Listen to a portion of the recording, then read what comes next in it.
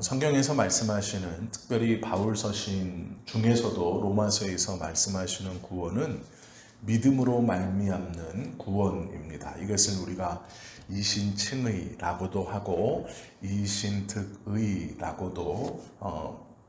말씀을 나누었죠. 이 말씀을 바울이 로마에 있는, 특별히 로마 교회에 있는 유대인들에게 이 이신칭의, 믿음으로 말미암는 구원에 대해서 자세히 설명하면 할수록, 또 현재 우리들에게, 지금 현 시대의 우리들에게 이 이신칭의, 믿음으로 말미암는 구원을 가르치면 생각지도 못했던 전혀 엉뚱한 방향에서 의문이 툭 튀어나옵니다. 근데 이 로마 시대에서는, 이 초기 교회에서는 바울의 가르침이 여러 편지나 교회들에게 반복적으로 쓰여졌고, 또 많은 제자들도 바울과 같은 것을 가르쳤기 때문에 큰 문제가 되지는 않았습니다. 이것이 시간이 지나면서 현대에 오면 어떤 문제가 생기냐면, 이 의문이 하나의 교단을 이룹니다. 이신칭의를 가르치면 가르칠수록 유대인들이 궁금하게 여기는 것, 이 두 가지입니다. 그 첫 번째가 뭐냐면, 이신칭의는, 믿음으로 말미암는 구원은 인간의 죄를 더욱더 부추기는 것 아니냐라는 것이었습니다. 왜 그러냐면, 믿음으로 말미암은 구원이면, 구원이 믿음만으로 된다면 한번 구원받은 사람은 죄를 아무리 지어도 아무 상관없으니 죄를 더 짓게 하는 것 아니냐라는 것이죠. 구원받은 사람이, 구원이 죄와 관계가 없는 것이라면 너희들이 말하는 것처럼 아무리 많은 죄를 지어도 나 구원받았어, 나는 믿어 라고 하면 그 죄가 어쩌지 못하니까 죄를 더 많이 짓게 하는 그러한 것 아니냐라는 것이 첫 번째였고요. 두 번째가, 그렇다면 너희의 말처럼 믿음으로 말미암아 얻는 구원이라면 하나님께서 주신 율법이 사람을 정죄하지도 못하고 사람에게 의도 주지 못하는 무용지물이냐, 이렇게 반론하는 것이죠. 그래서 이 이신칭의를 강조하고 믿음으로 말미암는 구원을 강조하면 한쪽에서는 이런 질문을 꼭 하게 됩니다. 죄와 그런 관계가 없으면 죄를 마음대로 져도 되는 것 아닙니까? 이렇게 질문하는 거예요. 의라는 것은 어떤 의로운 행위로 얻는 게 아니죠. 우리가 이 구원을 잘 배워야 되는데요. 왜 그러냐면, 죄가, 우리가 의를 얻는다라는 것은 내가 행위를 통해 의를 사는 개념이 아닙니다. 즉, 바꾸는 개념이 아니에요. 의는 받는 개념이거든요. 이거를 전가라고 하는데, 내가 어떠한 노력이나 어떠한 일이나 행위를 통해서 의를 사서 내 것으로 만드는 게 아니고 받아서 내 것으로 만드는 것이 의이거든요. 그러면 그 의를 받을 때 내 행위로 의를 살 수 없고, 또 받는 것이라면 내가 죄가 아무리 많아도 의만 받으면 이 죄에 상관없이 구원을 얻는다, 이런 뜻이잖아요. 말 그대로 풀면. 그래서 유대인들이 바울을 이것을 가지고 계속 공격합니다. 그러면 율법이 너의 말처럼 사람을, 구원받은 사람을 정죄할 수도 없고 의도 줄 수 없다면, 율법을 지킴으로 네가 말하는 것은 죄가 아무리 많아도 의를 받으니 그러면 그 죄를 다 깨끗하게 씻겨진다, 죄값이 없어진다라는 것 아니냐. 그러면 은혜를 더 많이 받기 위해서 나는 더 죄를 많이 짓겠다, 이렇게 말하는 거예요. 죄를 많이 지은 사람이 은혜만 받으면 이 죄를 더 탕감받으니까 하나님의 은혜를 더 크게 누릴 수 있는 것 아니냐, 네가 가르치는 게 그것 아니냐, 이렇게 말하는 것이죠. 그런데요, 바울이 분명히 말해요. 왜 그러냐면, 어떻게 말하냐면, 바울은 그 주장에 대해서 그럴 수 없느니라 라고 딱 잘라요. 다른 말을 붙이는 게 아니고요, 그럴 수 없느니라, 은혜를 더하기 위해서 죄에 거할 수 없느니라 라고 말하면서 그들이 잘못 생각하고 있는 이 이신칭의에 대한 오해를 설명해 주는 말인데요.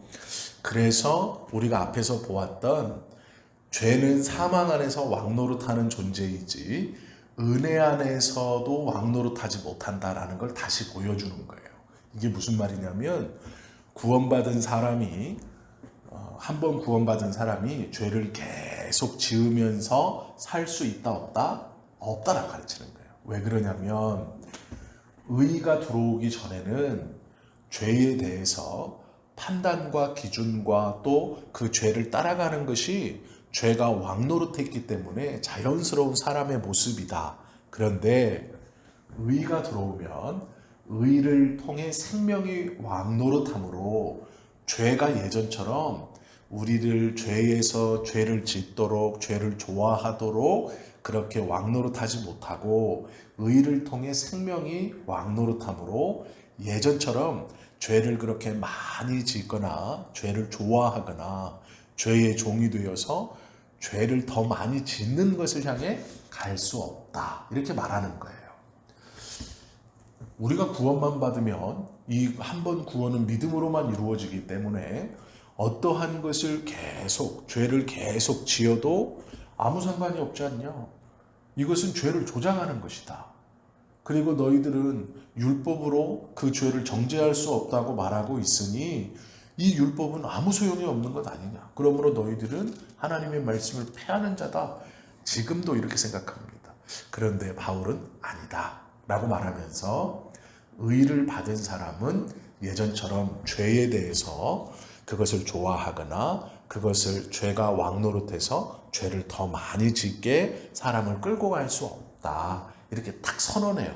그래서 이신칭의는 믿음으로 말미암아 얻는 구원이고 그 구원을 얻음은 내가 그냥 구원을 주시는 게 아니라 의를 주시는 거예요. 의를 왜 강조하냐면 죄 때문이에요. 죄는 하나님이 싫어하시는 그리고 죄는 마이너스예요. 그런데 의는 이 마이너스를 몰아내는 플러스이고 하나님이 기뻐하시는 것이거든요. 그러니까 이 의를 주신다라는 말은 구원은 공짜가 아니고 의가 있기 때문에 너희가 구원을 받는 것이다. 즉 그냥 구원을 주시는 게 아니라는 거예요. 그냥 구원을 주시면 죄가 그대로 있죠. 그런데 이 구원을 주시기에 앞서 예수 그리스도를 통한 의를 주시는 거예요. 예수님의 의를 받는 거예요. 전가 받아서 이 마이너스인 죄에 대해서 깨끗함을 받고 그 의 때문에 구원을 받는 거예요. 그러니까 이 두 가지를 같이 설명하고 있는 겁니다. 왜요? 구원만을 강조하다 보면 어떤 일이 생기냐?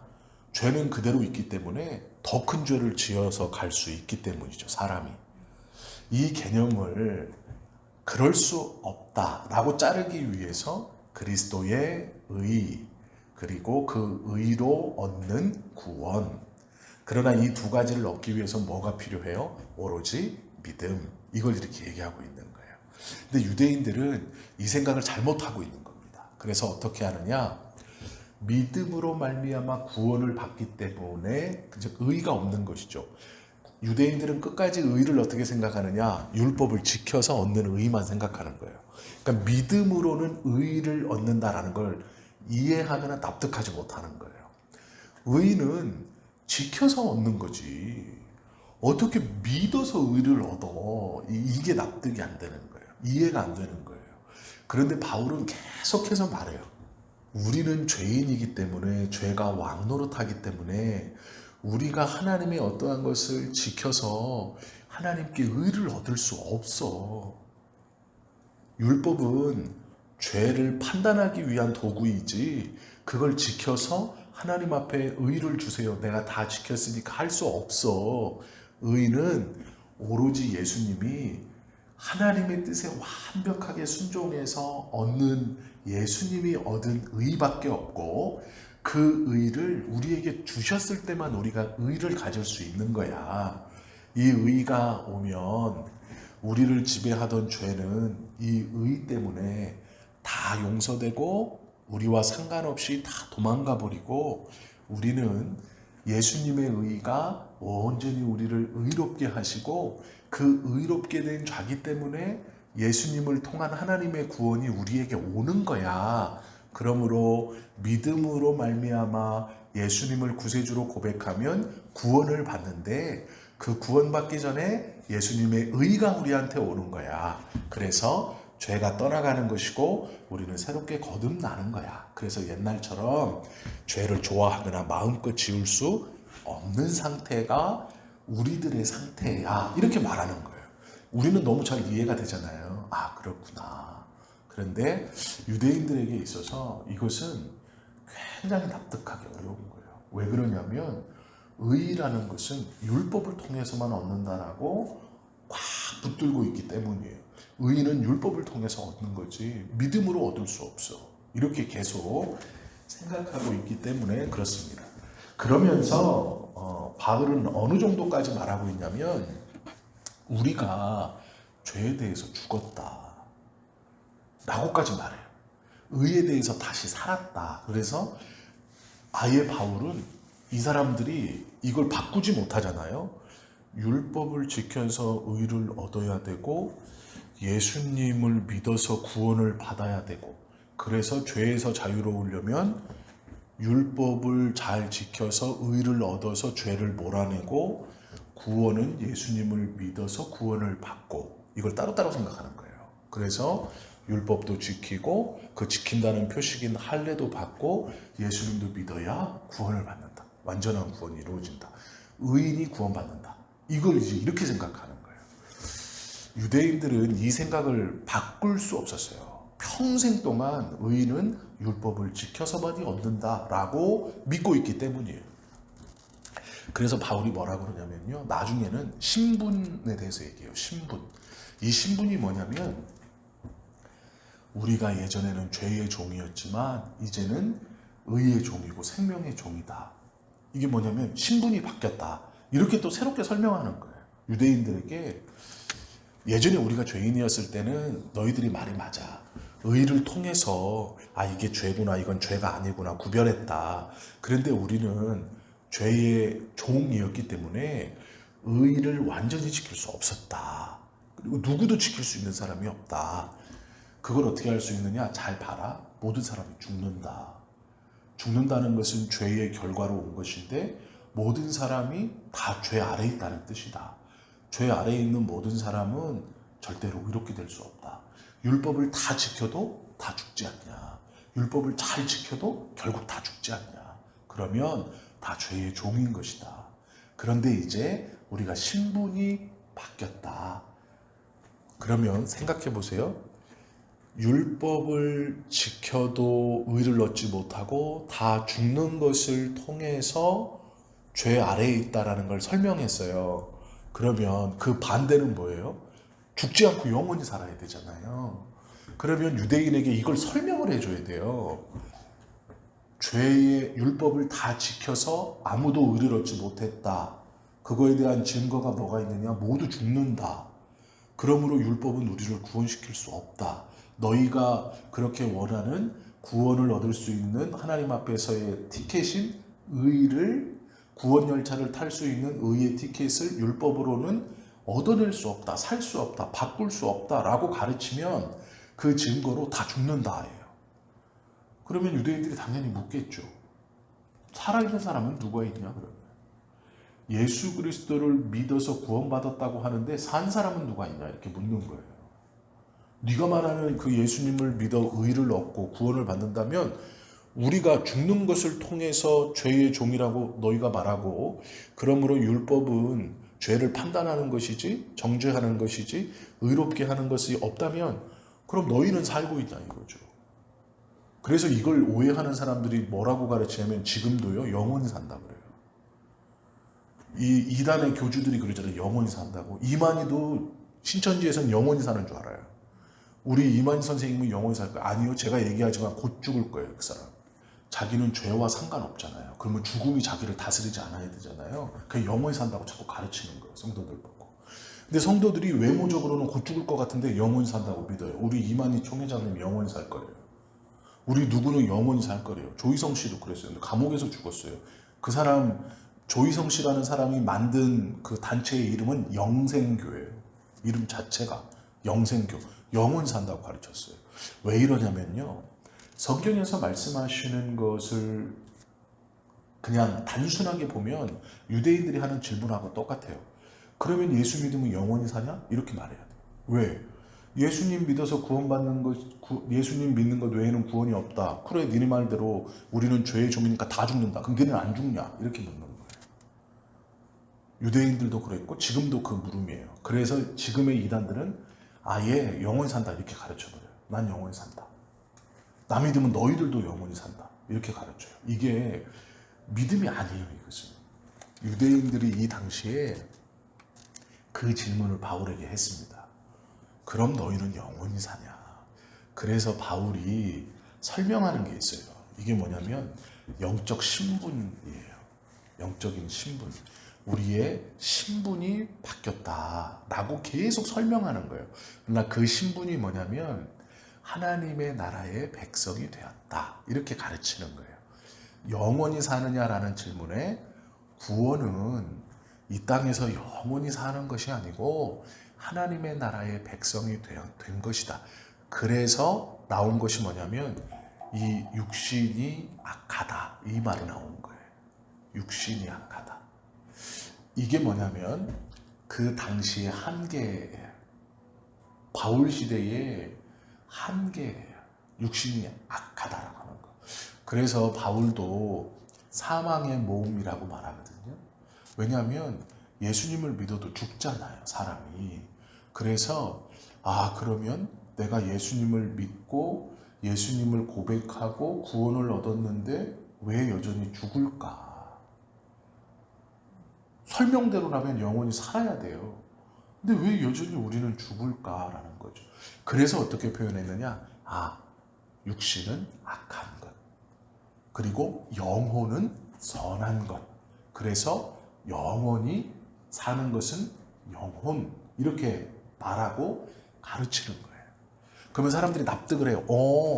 그래, 육신은 악한 거구나. 그래서 육신, 배고픈 것도 악이고 내가 눈에 즐거운 것도 악이고 입에 맛있는 것도 악이고 귀로 듣기 좋은 것을 쫓아가는 것이 악이구나. 그래서 중세까지 어떤 일이 했느냐?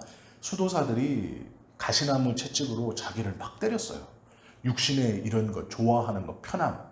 오히려 육신을 막 약하게 하고 가시덤굴로 막 채찍질하고 해서 피 흘리고 이래서 육신이 고통스러워야 영혼이 육신의 감옥을 깨고 나올 수 있다. 이렇게 믿었어요. 바울이요, 이 로마서 6장, 7장에서 이 이야기를 우리가 5장까지 계속 들었던 게 뭐예요? 아담하고 예수님 비교하는 거잖아요. 바울은 6장, 7장을 계속 뭐하고 비교하냐면 죄에 대해, 죄의 지배 아래 있는 자와 예수님의 생명의 지배 아래 있는 자. 이 생명과 죽음에 대해서 율법의 무용론, 율법은 의를 주지도 못하고 율법은 죄를 단순히 판단하는 도구일 뿐이고 구원은 그러면서 이 이신칭의에 대한 질문들에 대해서 6장, 7장에 대답해요. 계속 말해줘요. 여러 가지 방법으로. 오늘 우리가 첫 시간에 이신칭의에 대한 불만들 또 죄 아래에 있던 사람과 생명 아래에 있는 사람이 뭐가 다르냐? 니네도 다 죽지 않냐? 라는 질문에 바울은 첫 번째로 뭐라고 그러냐면 신분이 바뀐다. 이렇게 말하거든요. 이게 첫 번째예요. 그런데 이것을 6장, 7장에서 가르치고 8장에 들어가면 8장 1절에 보면 그러므로 이제 그리스도 예수 안에 있는 자에게는 결코 정죄함이 없다. 이렇게 가르쳐요. 왜냐하면 이게 순서기 때문이에요. 5장, 6장, 7장, 8장. 이 단계별로 5장에서는 아담과 예수님을 비교하고 6장에서는 이 믿음으로 말미암나 예수님, 비교된 예수님을 통해 얻는 구원에 대해서 질문들을 6장, 7장에 설명하고 8장에서부터는 이렇게 거듭난 사람이 어떻게 살아가느냐에 대해서 가르치고 있어요. 이것이 로마서의 이 단계입니다. 그래서 로마서는요, 중간중간을 찢어서 보면 안 돼요. 쭉 봐야 되는 거예요. 앞에 것을 이해해야 뒤에 것을 이해할 수 있어요. 이신칭의를 가르치다 보면 사람들은 그러면 우리는 죄와 영향력이 없으니까 죄를 마음대로 짓고 살아도 되겠네요. 죄에 대해서 상관없다라는 건 죄를 지어도 아무 문제가 없다라는 게 아니에요. 구원받은 사람은 죄에 대해서 죽었기 때문에 죄를 더 민감하게 여기는 거예요. 예전에는 죄가 자연스러웠어요. 그런데 이제는 죄가 더 민감해지는 거예요. 나와 상관없다는 건 그 유혹을 충분히 이길 수 있는 힘을 갖게 되었다라는 뜻이에요. 그것을 지어도 된다라는 뜻이 아니고, 그래서 이것을 오해해서 나온 것이 구원파이고, 이 구원에 대해서 의의가 무엇인지를 헷갈리면 영원히 산다고 하는 거예요. 죄가 들어와서 죄와 관계된 사람들은 죽어나가기 때문에 나는 죄와 관계 없으니까 죽음이 왕노릇하지 못하니까 영원히 살지, 이렇게 가는 게 단순하게. 근데 이게 말이 맞아요. 겉모양만 들어보면 말이 맞아요. 그래서 또 나온 것이 육신은 악하다. 그래서 육신만 죽는 거다. 우리가 영혼은 영원히 산다. 그래서 말씀 중에 이런 말씀 들어보셨죠? 우리는 육신이 죽으면 영혼이 슉 나와가지고 하나님의 나라에 간다. 이건 썩는다. 이렇게 들어보셨죠? 이게 구원에 대한 정확한 설명이 아니에요. 일부분의 설명은 될 수 있지만 성경적인 구원에 대한 정확한 설명은 아니에요. 그럼 목사님, 육신이 어떻게 됩니까? 육신은요, 말 그대로 흙으로 돌아갈지니라 라고 말씀하고 있어요. 그래서 흙으로 썩어 없어지는 것이 당연한 거예요. 그건 잘못된 게 아니고 당연한 거예요. 왜요? 그게 왜 중요하냐? 내가 죄인이었다는 걸 기억하게 하는 거예요. 그래서 반대로 내가 구원받아 하나님의 백성이 된 것이 얼마나 귀하고 복된 것인가를 마지막에 보여주시는 거예요. 이 은혜의 무게에 대해서. 그리고 우리가 부활할 때, 예수님 다시 오셔서 부활할 때 영혼으로 쭉 흐물흐물대면서 오는 게 아니라 이 땅에 있었던 육신의 몸과 똑같은 것으로 부활하는 거예요. 그것을 다시 갖는 거죠. 그게 사람이에요. 오늘 기도하실 때 하나님, 내가 고집스러운 복음, 나도 유대인들처럼 하나님의 은혜나 하나님의 인도에 대해 내 마음속에 너무 꽉 붙들고 있는 어떤 기준, 나는 이렇게 돼야 됩니다, 나는 이렇게 해야 됩니다, 나는 이렇게 살아야 됩니다 라고 하는 그런 기준이 만약 내가 복음을 오해해서 잘못된 모습으로 나타나는 여러 잘못된 믿음의 사람처럼 은혜에 대해서 혹시 오해하고 있다면, 하나님, 내가 그걸 다 내려놓고 하나님의 뜻만을 구하고 인도에 감사하면서 하루하루를 살아갈 수 있도록 하나님 도와주십시오 라고 기도하시는 저와 여러분 되실 수 있기를 예수님의 이름으로 축원합니다. 기도하시겠습니다.